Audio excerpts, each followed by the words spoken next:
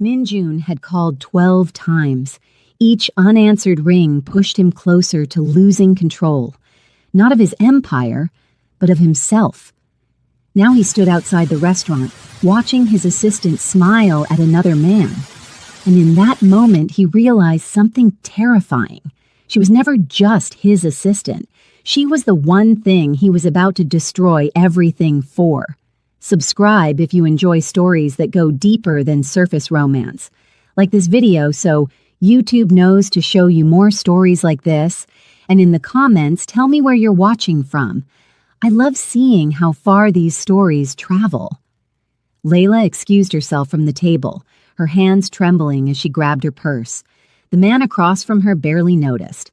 She pushed through the restaurant doors and stepped into the cool evening air. Minjun stood 3 feet away, his hands shoved deep into the pockets of his black coat. He didn't move. "What are you doing here?" she asked, her voice sharper than intended. "I called 12 times." His tone was flat, controlled, too controlled. "I was busy." "I can see that." His gaze flicked past her shoulder toward the restaurant window, where her date sat obliviously scrolling through his phone. Minjun's jaw tightened. "Who is he?" "None of your business." "Everything about you is my business." The words hung between them like a challenge.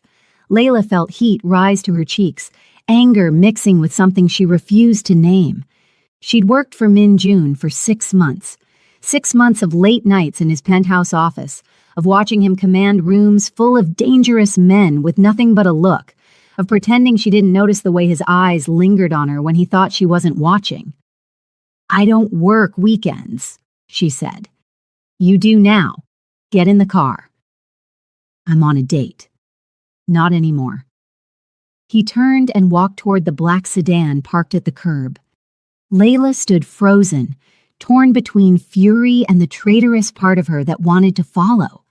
She thought of the man inside, of the perfectly pleasant evening she was supposed to be having. Then she thought of Minjun's eyes, the way they'd looked at her through the window, like she'd betrayed him somehow, like she'd hurt him. She followed. The car ride was silent. Minjun stared out the window, his profile sharp and unreadable. Layla sat as far from him as the back seat allowed, her arms crossed. The driver said nothing. They never did. "There's a problem with the Singapore contract," Minjun finally said. "At 9 o'clock on a Saturday night?" "Yes." "You're lying." He turned to her then, and the look in his eyes made her breath catch. "I don't lie to you, Layla." "Then why did you really pull me out of that restaurant?"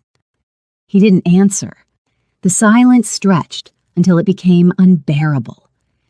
They pulled up to his building, the towering glass structure that housed both his legitimate business operations and the empire he ran from the shadows. Layla knew more about Minjun's world than she should. She'd seen things, heard things, signed papers that would make most people run, but she'd never run. She'd never even considered it. They rode the elevator to the top floor. Minjun's penthouse office was all dark wood and floor-to-ceiling windows overlooking the city. He poured himself a drink, then one for her without asking. She took it but didn't drink. "The contract is on my desk," he said. Layla walked over and flipped through the papers. Nothing was wrong. Everything was perfectly in order, just as she'd left it Friday afternoon. She looked up. Minjun stood by the window, his back to her, tension radiating from every line of his body. "There's no problem with this contract," she said quietly. "I know." "Then why am I here?" "Because I couldn't stand the thought of you sitting across from him for another second." The confession landed between them like a bomb. Layla set down her glass, her heart hammering. "That's not appropriate. I'm aware. I'm your assistant. I'm aware of that, too." "Then what are you doing?" He turned to face her, and the raw honesty in his expression stole her breath. "Losing my mind, apparently." Layla didn't know how to respond. She'd felt the tension building between them for months, but she'd convinced herself it was one-sided, that she was imagining the looks, the touches that lasted too long, the way he seemed to know what she needed before she did. "This can't happen," she said, but her voice lacked conviction. "I know. I could lose my job. You won't. People will talk. Let them. Minjun, I know all the reasons this is a terrible idea." He crossed the space between them, stopping just close enough that she could feel the heat radiating from his body. "I've listed them all 1,000 times, but none of it matters when you walk into a room and everything else disappears." Layla's breath caught. "You don't mean that. I've never meant anything more in my entire life." Later that night, after an hour of excruciating, professional discussion about contracts neither of them cared about, Minjun drove her home. He always drove her home after late nights, always waited until she was safely inside before pulling away. But tonight felt different. Tonight, when she reached for the door handle, his hand caught her wrist. "Don't see him again," he said. "Excuse me? That man. Don't see him again." Layla pulled her hand free, anger flaring hot and bright. "You don't get to tell me who I can see." "I know I don't. I'm asking." "Why should I?" "Because I'm asking." His voice dropped lower, rougher. "Because I can't promise I'll be civilized about it if you don't." She should have been furious. She should have quit right there, walked out of his car and his life, and never looked back. Instead, she found herself saying, "You can't be serious." "I've never been more serious about anything in my life." Layla didn't know what to say to that. She got out of the car and went inside, and she didn't look back even, though she felt his eyes on her the entire way. She leaned against her apartment door, heart racing, trying to process what had just happened. Minjun had always been professional, even when the air between them crackled with unspoken tension. Tonight, he'd crossed a line, and the terrifying part was that she wanted him to. The next morning, she woke to find a package outside her door. Inside was a first edition of her favorite book, the one she'd mentioned once in passing 3 months ago. No note, no explanation, just the book and the knowledge that Minjun remembered everything she'd ever told him. She went to work Monday morning prepared for awkwardness. Instead, Minjun was perfectly professional. He didn't mention Saturday night. He didn't mention the book. He treated her exactly as he always had, with respect, with trust, with the kind of attention that made her feel like the most important person in any room he occupied. But something had shifted.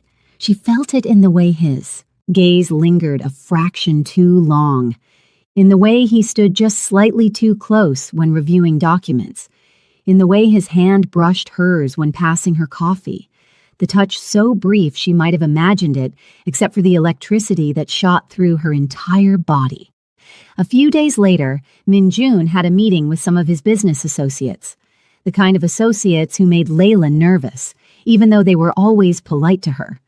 She sat in her usual chair in the corner, taking notes, trying to be invisible. One of the men, younger than the others, kept looking at her. Not threatening, curious, interested. When the meeting ended and the men filed out, the young one lingered. "You're new," he said in Korean, which Layla had learned enough of to understand basic conversation. "I've been here 6 months," she replied in English. "I would have remembered you."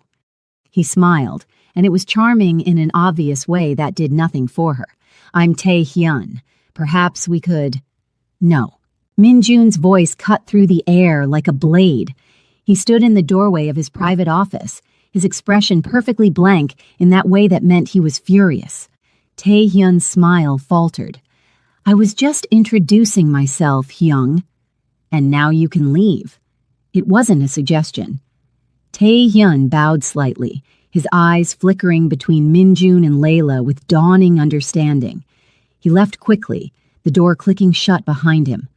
Minjun looked at Layla, and she saw something dark and possessive flash across his face before he locked it down. "My office. Now." She followed him inside. He closed the door, then stood there with his back to it, his hands clenched at his sides. The silence stretched. He was just being friendly, Layla said. "He was looking at you like he wanted to devour you." "And what if he was? What business is it of yours?" "None. Absolutely none." Minjun ran a hand through his hair, a rare show of frustration. "Which is why this is a problem." "What is?" "This. You. The fact that I can't think straight anymore. The fact that I nearly broke his jaw for smiling at you." Layla's breath caught. "Minjun, I know this is wrong. I know I'm your boss, that there's a power imbalance, that I should never have let it get this far." He looked at her with such raw vulnerability that she forgot how to breathe. "But I can't seem to stop." "Stop what?" "Wanting you, thinking about you, caring about you so much it terrifies me." The confession hung in the air between them. Layla knew she should say something professional, something that would re-establish boundaries. Instead, she heard herself whisper, "I think about you too." His eyes darkened. He crossed the space between them in 2 strides, and suddenly he was there, so close she could feel the heat radiating from his body. His hand came up, hovering near her face but not quite touching. "Tell me to stop," he said hoarsely. She couldn't. She didn't want to. When his fingers finally brushed her cheek, feather light and reverent, she leaned into the touch like she'd been starving for it. "Layla." Her name on his lips sounded like a prayer and a curse all at once. They stood like that for a long moment, frozen in the space between what they were and what they could become. Then Minjun's phone rang, shattering the moment. He stepped back, running his hand through his hair again, looking shaken. "I have a call," he said unnecessarily. Layla nodded and left his office, her legs unsteady. She went to the bathroom and splashed cold water on her face, trying to calm her racing heart. When she looked in the mirror, her eyes were bright, her cheeks flushed. She looked like a woman on the edge of something dangerous. That evening, Minjun asked her to stay late. They worked in companionable silence, the tension between them palpable but contained. Around 9, he ordered dinner, Korean food from the place she'd mentioned liking. They ate at the small table in his office, talking about work. At first, then about other things, her childhood in Morocco, his complicated relationship with his father, the dreams they'd both set aside to meet family expectations. "Do you ever regret it?" Layla asked, "taking over the family business?" Minjun was quiet for a long moment. "Every day, but regret doesn't change anything. I made my choice." "You could still change it. Walk away." "It's not that simple. Too many people depend on the structure I maintain. If I walk away, there's chaos. People get hurt. So you sacrifice yourself instead. It's not a sacrifice if you never had a choice to begin with." He met her eyes across the table. "But lately, I've been thinking about what it would be like to have a choice, to want something just for myself, not because it's expected or necessary." "What do you want?" Layla asked softly. The look he gave her was answer enough. By the end of the week, everything had changed, and nothing had changed. Minjun hadn't kissed her, hadn't crossed that final line, but the air between them crackled with tension so thick it was suffocating. Every glance felt like a touch. Every accidental brush of hands felt like fire. Layla tried to focus on work. Minjun gave her more responsibility, trusted her with sensitive information, treated her like an equal in meetings with men who terrified most people. She should have felt empowered. Instead, she felt like she was walking a tightrope, one wrong step away from falling into something that would consume her entirely. Later that evening, Minjun asked her to accompany him to a business dinner. It wasn't unusual. She often attended such events, taking notes and handling logistics. But when she arrived at his penthouse to ride with him, she found him in a full tuxedo, looking so devastatingly handsome that she forgot how to breathe. "You look beautiful," he said, his eyes traveling over the simple black dress she'd chosen. "Thank you." Her voice came out breathier than intended. The dinner was at an exclusive restaurant where world leaders and criminals dined side by side and no one asked questions. Minjun's hand rested on the small of her back as he guided her through the crowd, the touch burning through the thin fabric of her dress. He introduced her to everyone as his assistant, but the way he looked at her told a different story. They sat across from a Russian businessman and his wife. The conversation was in English and Korean and Russian, a fluid mix that Layla followed as best she could. The Russian's wife was kind, asking Layla about her background, her family in Morocco, her dreams. Minjun listened to every word, filing away information like he always did. "Your boss is very protective of you," the woman observed with a knowing smile. Layla glanced at Minjun, who was watching her with an intensity that made her skin heat. "He's very protective of all his employees." "No," the woman said gently. "He's very protective of you specifically. My husband used to look at me the same way. Still does, actually." She leaned closer, her voice dropping to a conspiratorial whisper. "That's not a boss looking at an employee. That's a man who would burn the world down for the woman he loves." The words stayed with Layla long after dinner ended. As they drove back to her apartment, she couldn't stop thinking about them. Minjun was quiet, his jaw tight, his hands gripping the steering wheel. "What did she say to you?" he asked finally. "Nothing important."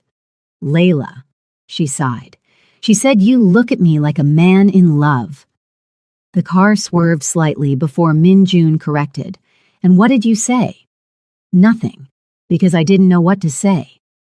He pulled over suddenly, parking on a side street. They sat in silence, the engine idling, both of them staring straight ahead. "She's right," Minjun said quietly. "I am in love with you. I've been in love with you for months." Layla's heart stopped. "Minjun, I know the timing is terrible. I know this complicates everything, but I'm tired of pretending. I'm tired of watching you and wanting you and knowing I have no right to either." "You have a right to your feelings." "Do I? When I hold power over your job, your livelihood, when saying no to me could cost you everything? Is that what you think, that I'm afraid to say no to you?" He finally looked at her and the pain in his eyes broke her heart. "Aren't you?" "No." She turned in her seat to face him fully. "I'm afraid to say yes. I'm afraid of falling for you and losing myself. I'm afraid of what happens when this ends, because relationships like ours always end. The powerful man moves on, and the woman is left picking up the pieces. I would never—" "You don't know that. You can't know that." Her voice cracked. "My mother worked for a wealthy man once. He made her promises. He made her believe she was special. Then his family arranged a marriage, and she was discarded like she'd never mattered at all. I was 8 years old when I watched her try to put her life back together." Understanding dawned on Minjun's face. "You think I'll do the same thing. I think you're a good man who believes he won't, but you're also a man with obligations, expectations, a world that won't accept someone like me." "Someone like you? What does that mean?" "I'm black. I'm foreign. I'm your employee. I'm from a world so far removed from yours that we might as well be from different planets." Minjun reached over and took her hand, his grip firm. "You're intelligent. You're strong. You see me. Not the reputation, not the power, not the fear. You see me. And yes, you're beautiful, but that's the least interesting thing about you. You challenge me. You make me want to be better than I am. You make me believe I could be something other than what my father made me." Tears burned Layla's eyes. "Pretty words won't change reality. Then let me change reality. Give me a chance to prove I'm not him, that I'm not your mother's employer or any man who's ever made promises he didn't keep." His thumb stroked across her knuckles. "I'm not asking you to trust me blindly. I'm asking you to let me earn your trust. And if you fail, then I fail. But I'd rather try and fail than never try at all." The next morning, Min-Jun was waiting outside Layla's apartment building when she left for work. Not his driver, him. Leaning against his car, 2 cups of coffee in hand, looking tired and troubled, and somehow more real than she'd ever seen him. "You didn't have to pick me up," she said. "I wanted to." He handed her a coffee, made exactly how she liked it. "We need to talk about yesterday, about what I said." They drove in silence to a park overlooking the river. The sun was just rising, painting the sky in shades of orange and pink. Min-Jun parked, but didn't get out. Neither did she. "I thought about what you said last night," he began. "About your mother. About power dynamics and expectations. You're right, about all of it." Layla's stomach sank. "So this conversation is you taking it back." "No, this conversation is me acknowledging that you have every reason not to trust me, that I'm asking you to take a leap of faith that could destroy you if I'm wrong." He turned to face her. "I can't promise the world won't judge us. I can't promise my family will accept you. I can't even promise this will work out. But I can promise that I will fight for you. Every single day.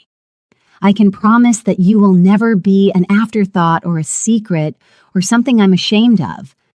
"Min-Jun, let me finish." His voice was rough with emotion. "I know you're scared. I'm terrified too. I've never felt like this about anyone. I don't know how to be vulnerable or how to love someone without trying to control everything. But I want to learn. I want to try. With you." Layla felt tears slide down her cheeks. "What if we ruin everything? What if we try this and it destroys our working relationship and we can't even be in the same room anymore? Then I'll hire you the best recommendation money can buy and help you find a position that makes you even more successful than you are now. You won't lose anything by trying with me, Layla. I'll make sure of it." "You can't guarantee that." "No, but I can promise to try my best." She looked at him, this powerful man who held the fate of so many in his hands, and saw only vulnerability, saw only hope and fear and desperate longing. She thought about her mother's tears, about the warnings she'd grown up hearing, but she also thought about the way Min-Jun looked at her, the way he listened when she spoke, the way he'd remembered her favorite book after one casual mention. "Okay," she whispered. "Okay? Okay, I'll try. I'll give this a chance. But Min-Jun, if you hurt me, if I hurt you, I'll deserve whatever comes next."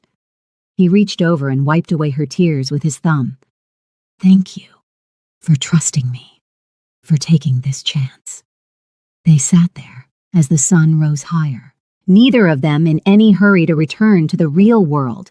When they finally did go to work, everything felt different, better, like a weight had been lifted. But Min-Jun kept things professional at the office. No lingering touches, no heated looks when others were watching. He was protecting her reputation, she realized, making sure no one could claim she'd slept her way into her position or that he was taking advantage of his power. Their first real date was that weekend. Min-Jun picked her up at 7, dressed casually in jeans and a sweater that made him look younger, more approachable. He took her to a small Moroccan restaurant she'd mentioned loving, tucked away in a neighborhood most people didn't know existed. "How did you find this place?" she asked as they settled into a private corner table. "I asked around, called in some favors. The owner was hesitant to open just for us, but I convinced him." "You rented out the entire restaurant?" "I wanted privacy. I wanted you to be comfortable." The gesture touched her more than any expensive gift could have. They ate tagine and couscous, and Layla told him stories about growing up in Casablanca, about her grandmother who'd raised her after her mother's heartbreak, about the dreams she'd had of seeing the world. "What brought you to Korea?" Min-Jun asked. "A scholarship and the desire to escape, honestly. Morocco held too many painful memories for my mother. She never recovered from what that man did to her. I wanted to build a life somewhere new, somewhere I could define myself." "And have you? Defined yourself?" Layla considered. I thought I had. Then I met you, and suddenly I don't know who I am anymore. You're exactly who you've always been. I just make you see different possibilities. After dinner, they walked along the river. Min-jun took her hand, the gesture simple but monumental. No one knew them here. They were just two people on a date, enjoying the evening air. Tell me about your family, Layla said. Your real family, not the business side. Min-jun was quiet for a long moment. My mother died when I was 12. She was the only soft thing in my father's life, the only person who made him human. After she was gone, he became harder, colder. He raised me to take over, to be strong, to never show weakness. That sounds lonely. It was. I had everything money could buy and nothing that actually mattered. Friends were really allies. Women were transactions. Love was weakness. He squeezed her hand. Until you. I'm not special, Min-jun. You are to me. They stood on a bridge overlooking the water, the city lights reflecting off the surface. Min-jun turned to her, his hand coming up to cup her face. I'm going to kiss you now, he said softly. If you don't want me to, tell me. Layla couldn't speak, could barely breathe. When his lips met hers, soft and questioning, the world disappeared. The kiss was gentle at first, tentative, as if he was afraid she might shatter. Then it deepened, became something more urgent. Layla's hands fisted in his sweater, pulling him closer, and Min-jun made a sound deep in his throat that sent shivers down her spine. When they finally broke apart, both breathing hard, Min-jun rested his forehead against hers. I've been wanting to do that for 6 months. Was it worth the wait? It was worth everything. He drove her home, and this time, when she invited him up, he accepted. They sat on her small couch, talking until the early hours of the morning, about everything and nothing, about fears and dreams and the impossibility of what they were attempting. I don't know how to do this, Min-jun admitted. I don't know how to be someone's boyfriend. I don't know the rules. There are no rules. We make this up as we go. What if I mess it up? Then we'll figure it out together. Layla took his hand. I'm scared too, Min-jun, but I'd rather be scared with you than safe without you. He pulled her close, his arms wrapping around her, and they stayed like that until exhaustion claimed them both. When Layla woke hours later, she was tucked into her bed, fully clothed, with a blanket pulled over her. Min-jun sat in the chair by the window, watching her with soft eyes. You stayed, she said, her voice rough with sleep. I didn't want to leave. I hope that's okay. It's more than okay. He came to sit on the edge of the bed, brushing hair from her face. I should go. Let you sleep properly. Stay a little longer. So he did. He lay down beside her, and she curled into his side, and they slept the peaceful sleep of people who'd finally stopped fighting what they felt. By the end of the week, their relationship was an open secret. Min-jun's inner circle knew. His driver knew. His security team knew. But he didn't care. He introduced Layla as his girlfriend at a business meeting, his hand possessively on her lower back, daring anyone to say something. No one did. At least not to their faces. But Layla could feel the judgment, could see it in the way some people looked at her, assessing her worth, wondering what she'd done to catch Min-jun's attention. She tried not to let it bother her, but it was hard. Ignore them, Min-jun told her one evening when she was particularly quiet. They're not important. They're your business associates. Business can be replaced. You can't. Later that evening, they attended a gallery opening. Min-jun was on edge, constantly scanning the crowd, his body tense. Layla squeezed his hand. Relax, she murmured. Everything's fine. Something feels off. His instincts were right. Halfway through the evening, Layla excused herself to the restroom. When she came out, the woman from before, Min-jun's father's choice, was waiting. You're making a mistake, the woman said coldly in perfect English. Minjun needs a wife from his world, someone who understands the business, someone useful. And you think that's you? I know it is. You're a distraction, a phase. He'll realize it eventually. Men like him always do. The woman's smile was razor sharp. You're pretty enough, I'll give you that. But pretty doesn't last. Pretty doesn't build empires or secure alliances. Layla felt her confidence waver but held her ground. That's his decision to make, not yours. Is it? Or will his sense of duty eventually win out? His father has already made his wishes clear. Minjun can play at rebellion now, but when it comes down to it, he'll choose his legacy over a temporary infatuation. The words hit harder than they should have. Layla thought of her mother, of similar promises made and broken. When she returned to Minjun, he took one look at her face and knew something had happened. What did she say to you? Nothing important. Layla. His voice was sharp. What did she say? She said, I'm a phase, that you'll choose duty over me eventually, that men like you always do. Minjun's expression went dark. He pulled out his phone and made a call, speaking in rapid Korean, his voice cold and commanding. When he hung up, he turned to her. We're leaving. What did you do? Ended the arrangement. Told my father I'm done playing by his rules. Told him that if he can't accept you, he won't see me either. Minjun, you can't. I already did. You're more important than any alliance, more important than anything. But as they left the gallery, Layla couldn't shake the woman's words. What if she was right? What if Minjun's feelings were real now but wouldn't last? What if duty and obligation eventually won out? The next morning, the consequences arrived.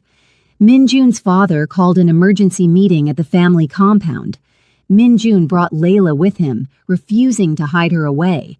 The compound was impressive, all traditional architecture and beautiful gardens, but the atmosphere inside was ice cold. Minjun's father was an older man who looked like a harder, crueler version of his son. He barely glanced at Layla before launching into a tirade in Korean. Minjun responded calmly, his hand never leaving hers. The argument escalated, voices rising, but Minjun remained steady. Finally, Minjun's father switched to English. This is your final warning. End this foolishness with the girl, or I cut you off. Financially, politically, socially, you'll have nothing. Then I'll have nothing, Minjun said. But I'll have her, and that's enough. You're a fool. Perhaps. But I'm a fool who knows what matters. His father's face twisted with rage. You think love is enough? Love doesn't pay bills. Love doesn't maintain power. Love doesn't keep you safe from enemies. No, Minjun agreed. But love makes everything else worthwhile. Without it, what's the point of any of this? They left with Minjun's father's curses ringing in their ears. In the car, Layla turned to him. What just happened? My father cut me off financially, politically, socially. As far as he's concerned, I no longer exist. Her heart sank. Because of me. Because I chose you, and I'd make the same choice 1,000 times over. Minjun, I can't let you sacrifice everything for... He silenced her with a kiss, deep and consuming and full of promise. You're not everything. You're the only thing that matters. My father's money, his connections, his approval, I never wanted any of it. I only accepted it because I thought I had no choice. But you've shown me I do have a choice, and I choose you. Over the next few days, the reality of Minjun's decision became clear. His father wasn't just cutting him off, he was actively working against him. Business deals fell through. Allies withdrew support. Invitations to important events dried up. But Minjun didn't seem bothered. If anything, he seemed lighter. I've been wanting to break free for years, he told Layla one evening as they cooked dinner in her apartment. I just didn't have a good enough reason before. I feel guilty. Don't. You gave me the courage to choose. My own path. That's a gift. not a burden. But the threats escalated. Someone broke into Layla's apartment while she was at work. Nothing was taken, but the message was clear. You're not safe. Minjun moved her into his penthouse that night, non-negotiable. Layla wanted to protest, wanted to maintain some independence, but she was also terrified. How long will this last? She asked as they lay in his enormous bed that first night. As long as it takes for my father to accept that I'm not backing down. And if he never accepts it, then we'll deal with that too, together. Layla turned to face him in the darkness. I don't want to be the reason you lose everything. You're not the reason. My father's pride is the reason. His inability to accept that I might want something different is the reason. Minjun pulled her closer. Besides, I haven't lost everything. I still have my core business, the parts I built myself. I still have people loyal to me, not just to my father's name. And I have you, that's more than enough. The next morning, Minjun was gone when Layla woke. He'd left a note saying he had an early meeting, but something felt wrong. She called him. No answer. She called his driver. No answer. Panic rising, she called his head of security. Where is he? With his father, meeting at the old warehouse district. He said not to worry you. Layla's blood ran cold. The warehouse district was where Min Jun's father conducted his most dangerous business. She got dressed and called a car, ignoring every instinct that told her to stay put. She arrived to find the warehouse surrounded by cars she didn't recognize. Inside, she could hear raised voices. She pushed through the door and froze. Min Jun stood in the center of an empty space, surrounded by his father's men. Blood ran from a cut above his eye. His jacket was torn, but he was standing tall, defiant, unbroken. Layla, no. His voice cracked when he saw her. You need to leave. Now. Not without you. Min Jun's father stepped forward, looking between them with something that might have been grudging respect. So this is the girl worth losing everything for. Yes, Min Jun said firmly. She's brave. I'll give her that. Stupid, but brave. The old man circled Layla like a predator sizing up prey. You understand what you're asking my son to give up? His position, his power, his future. I'm not asking him to give up anything, Layla said, her voice steadier than she felt. He's making his own choices. Is he? Or are you manipulating him with promises and pretty words? I love him. That's not manipulation. Love. The word was said with such contempt that Layla flinched. Love is a fantasy, a weakness. In our world, it's the fastest way to die. Then maybe your world needs to change, Layla shot back. Maybe teaching your children that love is weakness is why you're standing here trying to beat sense into your son instead of celebrating his happiness. The silence that followed was deafening. Min Jun's father stared at her, and for a moment Layla thought she'd gone too far. Then, surprisingly, he laughed. You have fire. I see why he likes you. He turned to Min Jun. You have a choice, son. Her or your position in this family, your empire or this girl.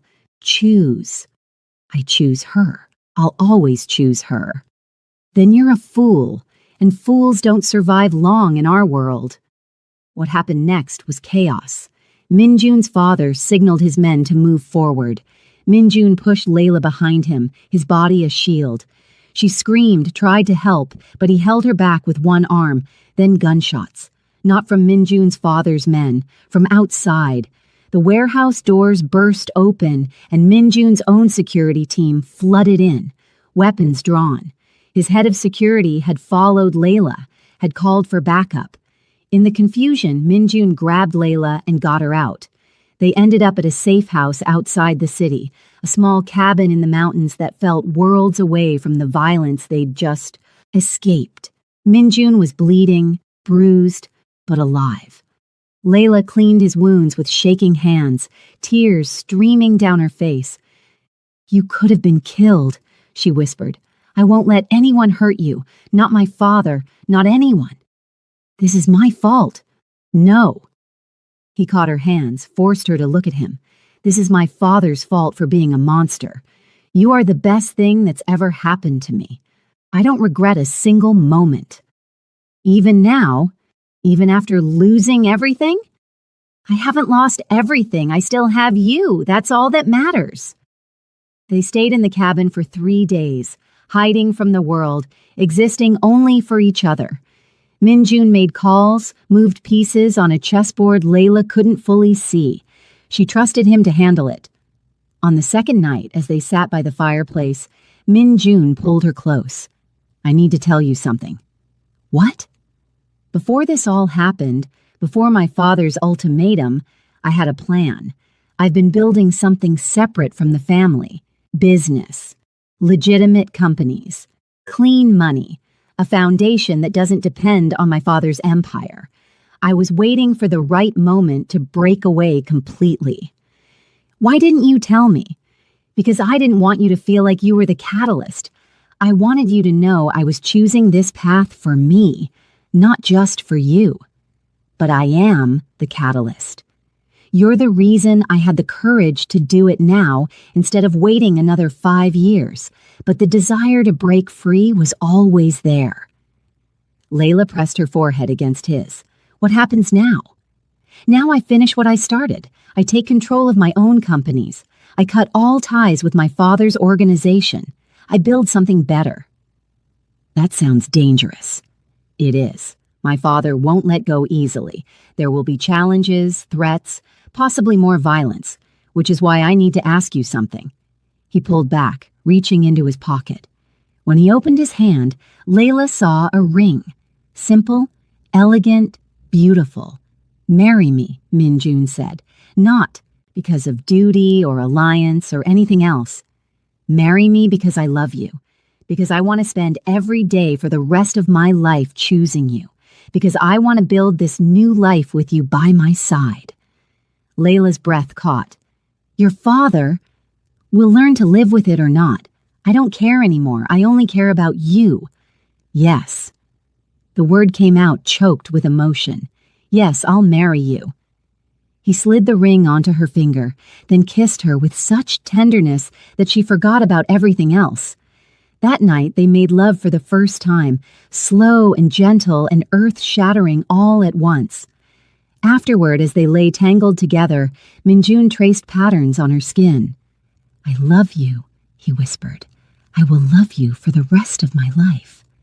I love you too, always. They returned to the city on the 4th morning. Minjun had been busy during their time away.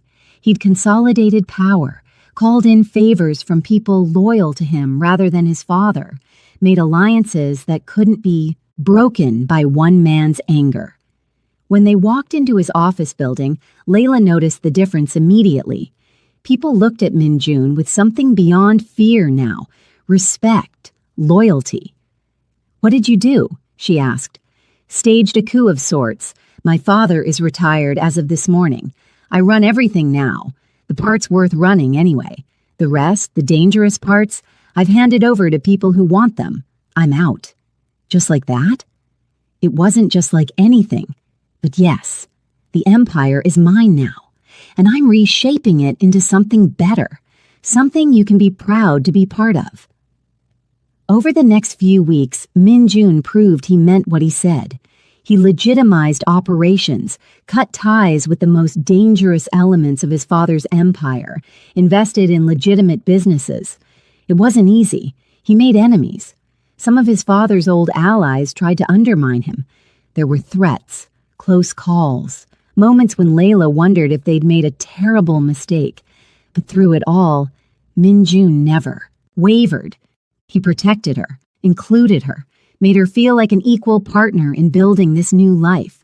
She sat in on meetings, offered perspectives he hadn't considered, pushed him to be better, and he listened like she was the smartest person he'd ever met. Because to him, she was. 2 months after their engagement, Minjun threw a party to announce it formally. The guest list read like a who's who of the Korean underworld and business elite. Layla was terrified. wearing a dress that cost more than her old monthly salary, feeling like an imposter. "You belong here," Minjun told her, his hands on her shoulders. "More than half these people ever will. You're genuine. You're kind. You earned your place through merit, not fear." When he introduced her as his fiancée, there was silence, then slowly, applause. Not everyone was happy. Layla could see the judgment in some eyes, the calculation in others. But most people seemed genuinely pleased, or at least willing to pretend. Minjun's father was not in attendance. He'd sent a message, though, delivered by an intermediary. "Tell my son he's dead to me." Minjun had simply shrugged. "I've been dead to him since my mother died. Now it's just official." But the next morning, something changed. Minjun's father showed up at the penthouse, alone, looking older and somehow smaller. Layla watched from the kitchen as father and son faced each other. "I was wrong," the old man said in Korean, which Layla could now understand fairly well. "About what?" "About you, about her, about what matters." He switched to English, probably for Layla's benefit. "I built this empire on fear and blood. I told myself it was for you, for your future, but really it was for me, my pride, my ego." "Why are you here, Father?" "To apologize, to tell you I see now what I couldn't before. That woman, Layla, she has courage I've rarely seen. She stood up to me when trained soldiers wouldn't. She loves you enough to walk into danger for you." He paused. "She reminds me of your mother." Minjun's expression softened slightly. "Mother was nothing like you wanted her to be." "No, she was better. She made me better for a while. When she died, I lost my way." The old man looked at Layla. "I was wrong to threaten you, wrong to try to separate you. My son made the right choice." Layla stepped forward. "What changed your mind?" "I watched what he's built in these past months.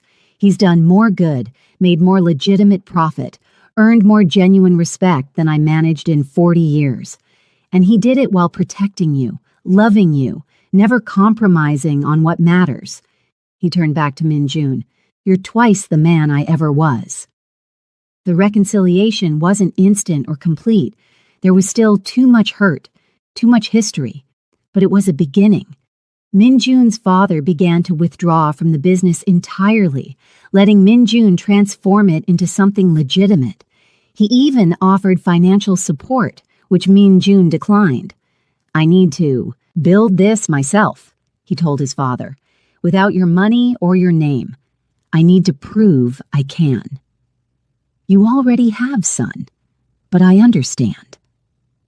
3 months later, Minjun and Layla were married in a small ceremony in Morocco, surrounded by Layla's family and Minjun's inner circle.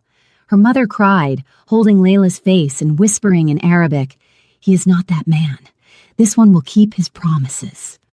Her sisters fussed over every detail, making sure everything was perfect. Her grandmother, who'd raised her, pulled Minjun aside before the ceremony. "You understand what you're promising?" she asked in French, which Minjun had learned specifically to speak with Layla's family. "I do." "Our Layla. She has a tender heart under all that strength. If you break it, you answer to me." Minjun smiled. "I welcome that accountability." He stood at the altar in traditional Moroccan clothing, looking both foreign and somehow perfectly right. When Layla appeared in her wedding dress, his eyes filled with tears. The ceremony was a blend of cultures, Korean and Moroccan traditions, woven together into something unique. When they exchanged vows, Minjun spoke in Arabic, stumbling over some pronunciations but trying so hard that Layla's family was charmed. "I promise to choose you," he said in Korean, then repeated in Arabic, then English.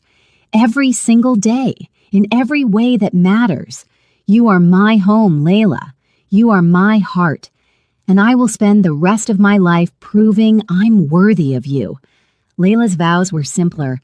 I promise to stand beside you, not behind you, to challenge you when you need it and support you always, to build this life with you, whatever it brings. I love you, Min-jun, completely and forever. They honeymooned in a private villa in Bali, 2 weeks of nothing but each other. Min-jun was different there, lighter. The weight of his empire felt distant.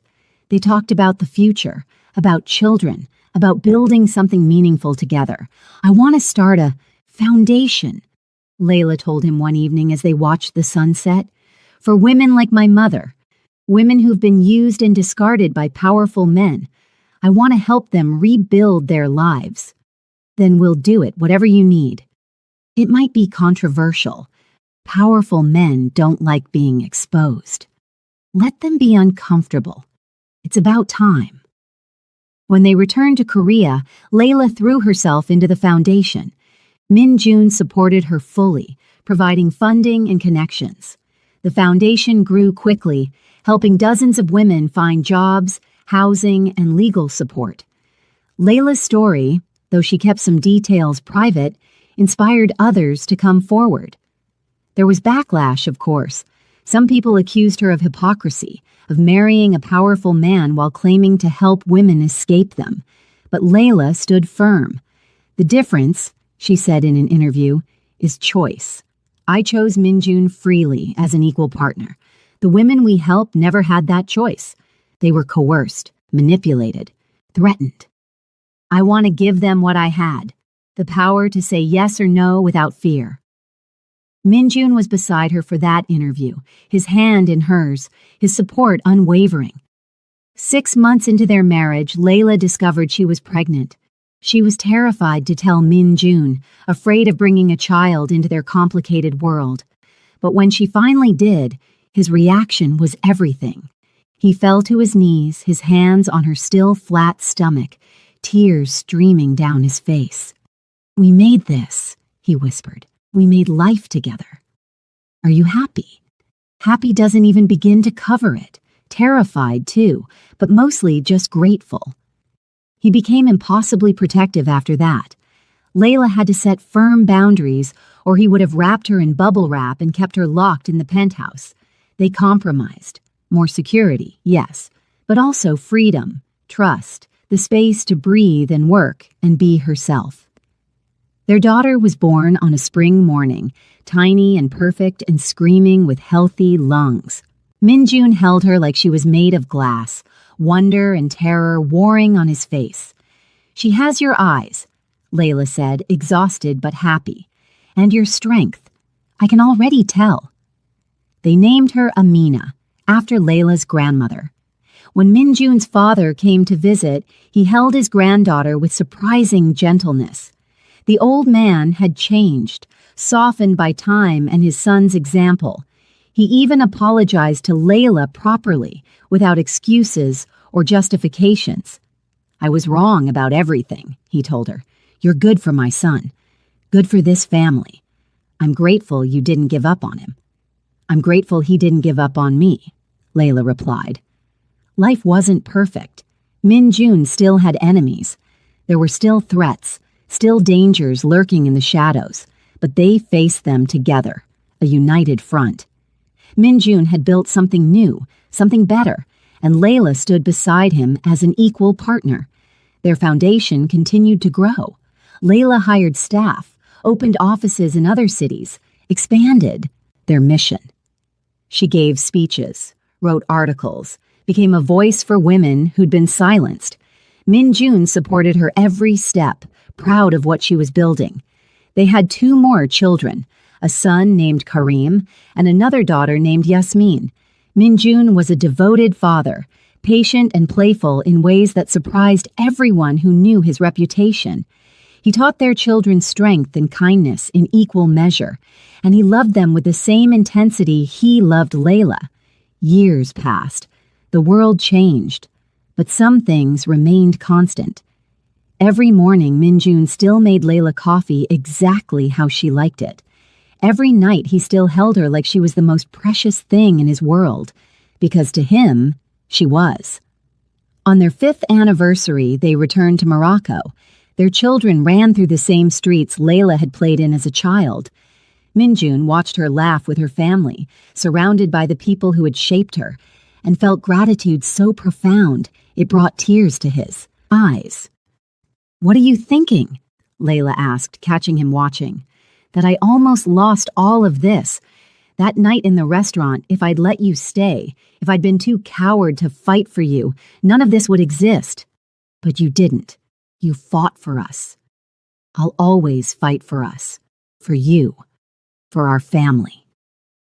They stayed in Morocco for a month, soaking up family and sunshine and the peace they'd fought so hard to build. When they returned home, it was to an empire transformed. Minjun's businesses were clean, successful, built on merit and innovation rather than fear. Their children grew. Amina became passionate about medicine, wanting to help people like her mother did.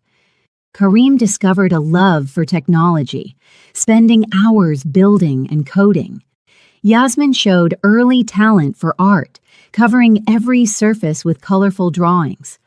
On their 10th anniversary, Minjun took Layla back to that restaurant, the same one where it had all started. They sat at a different table this time, but the memories were just as powerful. 10 years, Layla said, shaking her head. It feels like both forever and no time at all. Do you regret it? Everything we went through? Not for a second. It was hard, yes. Scary sometimes. But it brought us here. To this life. To our family. Minjun reached across the table to take her hand. I love you more now than I did then.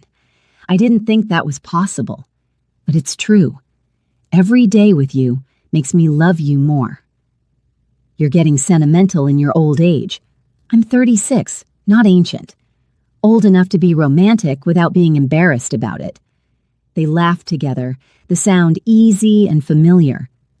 After dinner, they walked to the spot where Minjun had stood that night, watching her through the window. Layla leaned into his side, his arm around her waist. Thank you, she said softly. For what? For being impossible to ignore. For choosing me. For loving me so much that the rest of the world faded away.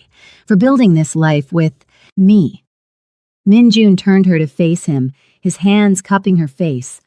Thank you for taking a chance on me, for seeing past my reputation to who I really was, for believing I could be better. He kissed her, soft and sweet and full of 10 years of love. Around them, the city continued its endless rhythm, but in this moment, they were just two people who had found each other against all odds. The foundation continued to grow. By their 15th anniversary, they'd helped thousands of women rebuild their lives. Layla received awards, recognition, speaking invitations from around the world. Minjun stood beside her at every event, proud and supportive, never trying to take credit for her success. Their children became adults. Amina went to medical school following her dream of becoming a doctor. Karim started his own tech company, with Minjun's guidance but not his money. The young man wanted to build something himself, just like his father had. Yasmin got into a prestigious art program, her talent recognized internationally. On their 20th anniversary, Minjun and Layla took a trip alone, just the two of them, to a beach resort in Thailand. They walked along the shore at sunset, hand in hand, reflecting on the life they'd built. I used to dream of freedom, Minjun said, of escape. But I thought it was impossible, that I was trapped by obligation and family and circumstances. What changed? You. You showed me that freedom isn't about running away. It's about choosing what matters and having the courage to fight for it. Layla stopped, turning to face him. The sunset painted the sky in brilliant colors, but all she could see was him. This man who had loved her so completely, so devastatingly that everything else had fallen away. I choose you, she said. I've chosen you every day for 20 years, and I'll keep choosing you for whatever time we have left. Forever, Minjun promised. I'll love you forever, Layla. in this life and whatever comes after. They kissed as the sun set. Two people who had taken an impossible chance and turned it into a lifetime. The path hadn't been easy. There had been obstacles, dangers, moments when they'd almost lost everything, but they'd held on to each other, fought for each other, chosen each other over and over again. And in the end, that's what mattered. Not the empire Min-jun had built or the foundation Layla had created. Not the children they'd raised or the legacy they'd leave. What mattered was the love they'd found in that restaurant window 20 years ago. The love that had survived every test, every challenge, every impossibility thrown their way. They returned home to find their children had prepared a surprise party. Friends, family, colleagues, everyone they'd touched over the years gathered to celebrate. Min-jun's father was there, frailer now, but with clear eyes and a genuine smile. Layla's mother was there, happy and proud. Her past heartbreak finally healed. As they stood, together, surrounded by love and laughter, Layla leaned into Min-jun's side. "We did good." "We did," he agreed, "together." And that was the truth that had carried them through everything. Together, they could face anything. Together, they had built something beautiful from chaos and danger. Together, they had proven that love, real, honest, chosen love, could conquer everything else. Years continued to pass. They grew older together, their love deepening with time. They became grandparents, watching their children build their own families. They continued their work, though at a slower pace, passing the foundation's leadership to trusted staff while remaining involved. On their 50th anniversary, too weak to travel far, they celebrated at home with family gathered around. Their children, grandchildren, even a few great-grandchildren filled the house with noise and love. That night, lying in bed, Min-jun held Layla close. They were both 70 now, their bodies showing the passage of time, but their love felt as strong as ever. "I'd do it all again," Min-jun whispered. "Every moment, every choice. Even the scary parts? Especially the scary parts. They brought us here." Layla pressed a kiss to his chest, over his heart. "I love you, Min-jun, until my last breath. And beyond," he promised. "I'll find you in the next life, too." They fell asleep that way, wrapped in each other's arms, two souls who had found their match against all odds. The world outside continued its endless spin, but in this room, in this moment, there was only love. The kind of love that had conquered fear, danger, power imbalances, and every other obstacle thrown their way. The kind of love that lasted forever. And that's how you build a forever, one brave choice at a time, even when the whole world says it's impossible. If this story gave you all the feels, drop a like and share it with someone who needs to hear that their love story is out there waiting.